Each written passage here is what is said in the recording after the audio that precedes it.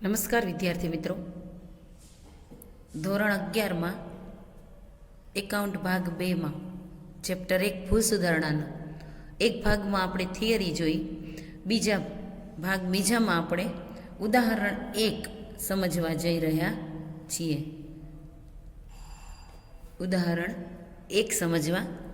છીએ. નીચેની ભૂલો સુધારવા શ્રી રાકેશના ચોપડામાં જરૂરી આમ નોંધ લખો. અહીંયા દરેક આમ નોંધ જુદી જુદી હશે.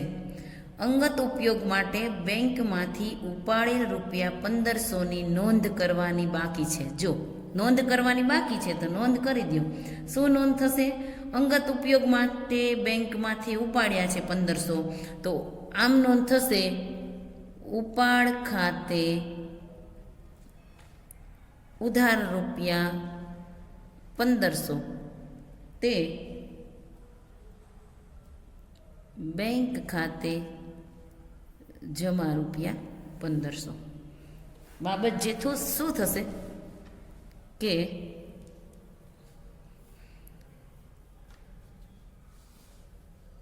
અંગત ઉપયોગ માટે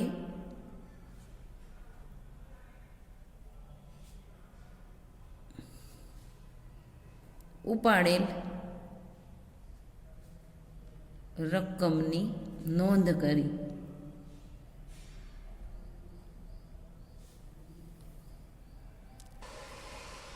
કરવાની બાકી રહી ગઈ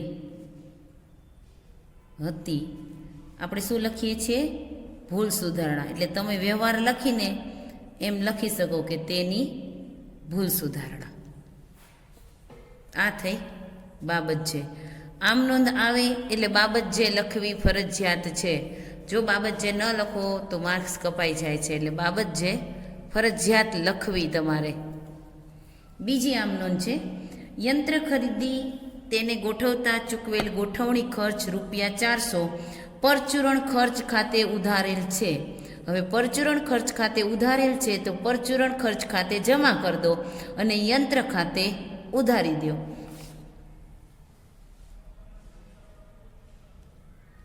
યંત્ર ખાતે ઉધાર રૂપિયા 400 તે પરચુરણ ખર્ચ ખાતે જમા રૂપિયા 400. પરચુરણ ખર્ચ ખાતે ઉધાર્યા હતા તે પરચુરણ ખર્ચ ખાતે જમા કર્યા અને ખરેખર યંત્ર ખાતે ઉધારવાના હોય તો યંત્ર ખાતે ઉધારાઈ ગયા. બાબત જે લખાશે યંત્ર ગોઠવણીના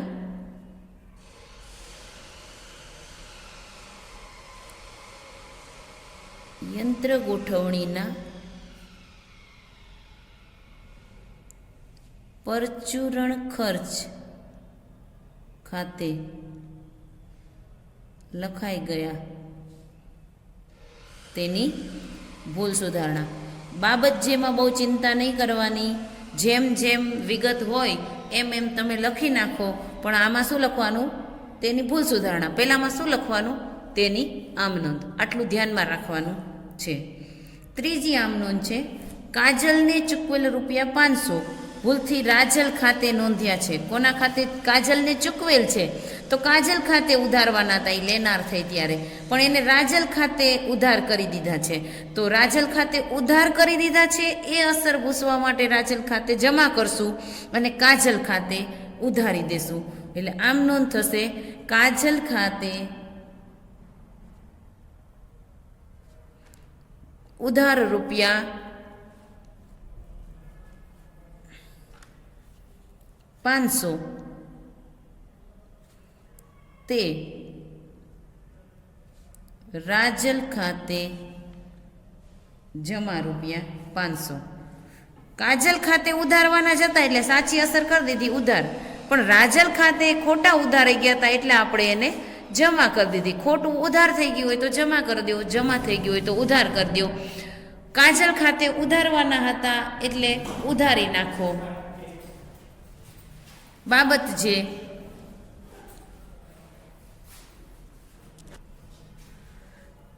કાજલ ખાતે ચૂકવેલ રાજલ ખાતે નોંધાયા તેની ભૂલ સુધારણા. બાબત જે થઈ તેની ભૂલ સુધારણા. હવે ચોથી આમનો આ દરેકની એક એક જ છે, એટલે આખો દાખલો એકનું ઉદાહરણ એક ન પૂછાય. ધારો કે 4 પૂછવાના હોય વ્યવહાર, તો કોઈ પણ આ એક વ્યવહાર આમાંથી એક ઉદાહરણ એકમાંથી લઈ લે, કોઈ વ્યવહાર ઉદાહરણ 2માંથી લઈ લે, કોઈ વ્યવહાર સમજાવેલું છે એમાંથી લઈ લે, કોઈ વ્યવહાર સ્વાધ્યાયમાંથી લઈ લે. એટલે દરેક વ્યવહાર એક એક અલગ અલગ જ છે, કોઈ આખું ઉદાહરણ સાથે લેવાની જરૂર નથી. પછી ચોથું છે, કોમલે સ્વીકારેલી આપણી 1550ની લેણી હુંડીની ચોપડામાં નોંધ 500થી જ થઈ છે. હવે લેણી હુંડીની નોંધ 1500ની હતી, 1550ની હતી અને 500થી થઈ, તો બાકી કેટલા રહ્યા? 1050. તો 1050ની બીજી નોંધ કરી દો તમે. લેણી હુંડી ખાતે ઉધાર ખાતે ઉધાર 1050 તે કોમલ ખાતે જમા 1050. શા માટે આવું થયું? 500ની નોંધ થઈ ગઈ હતી, બાકી કેટલા રહ્યા? 1050. એટલે 1050ની બીજી નોંધ કરી દો. એટલે તમે લખો લેણી હુંડીની બાબત જે લેણી હુંડીની નોંધ 1050 ઓછી નોંધાઈ તેની ભૂલ સુધારણા.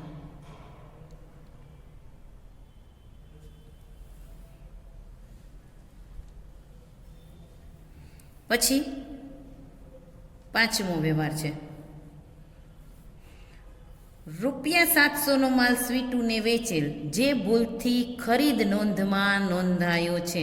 વેચેલ તો ક્યાં નોંધાવો જોઈએ? વેચાણ નોંધમાં નોંધાવો જોઈએ. વેચાણ ખાતે જમા કરવું જોઈએ, એના બદલે ખરીદ ખાતે જમા થયું છે. તો તમે આમ નોંધ શું કરશો? એના બદલે એને ખરીદ ખાતે નોંધી લીધો છે, એટલે એને ખરીદ ખાતે ઉધાર આવી ગયો છે. તો ખરીદ ખાતે ઉધાર કરશું, વેચાણ ખાતે જમા કરશું. આ ફેરવવું પડશે, એટલે સ્વીટુ ખાતે ડબલ થઈ જશે. સ્વીટુ ખાતે ઉધાર ₹1400 તે વેચાણ ખાતે 700 તે ખરીદ ખાતે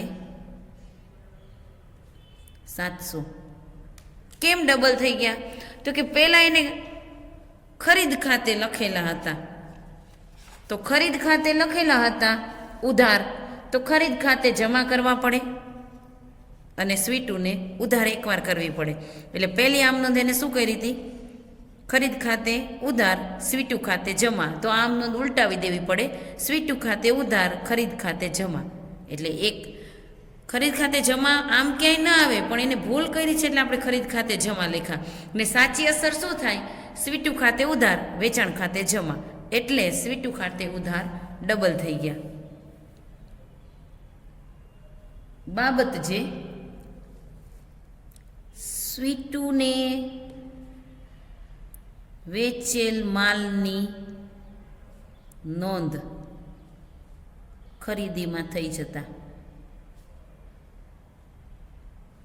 તેની ભૂલ સુધારણા.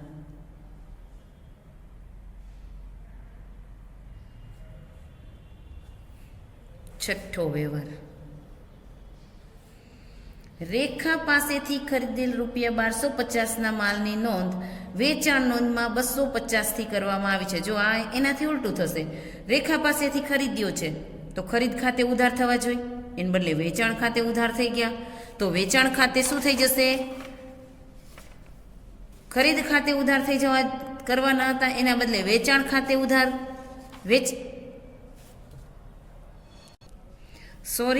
વેચાણ ખાતે જમા થઈ ગયા હતા. એટલે સાચી નોંધ છે ખરીદ ખાતે ઉધારી દો, રકમ વાંચવામાં ભૂલ થઈ ગઈ હતી. વેચાણ ખાતે જમા થઈ ગયા હતા તો વેચાણ ખાતે ઉધારી દો. કેટલા રૂપિયા? 1250.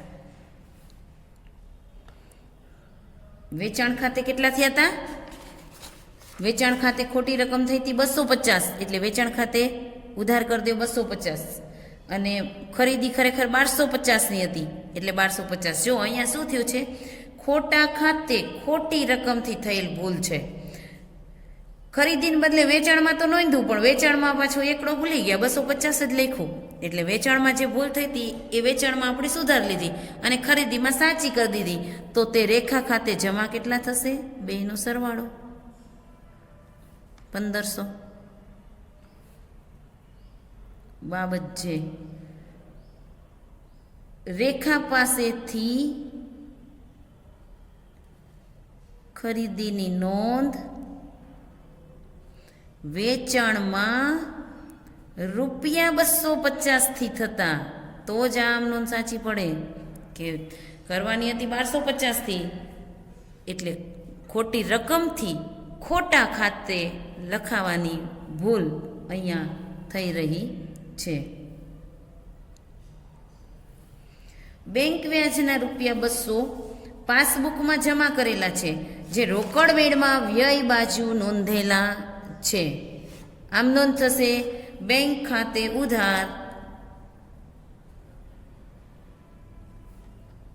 બેંક વ્યાજ ખાતે જમા ₹400.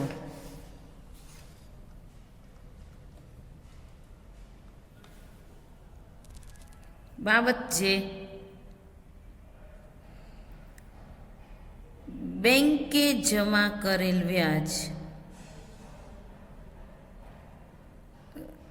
રોકડ મેળમાં વ્યય બાજુએ નોંધાતા.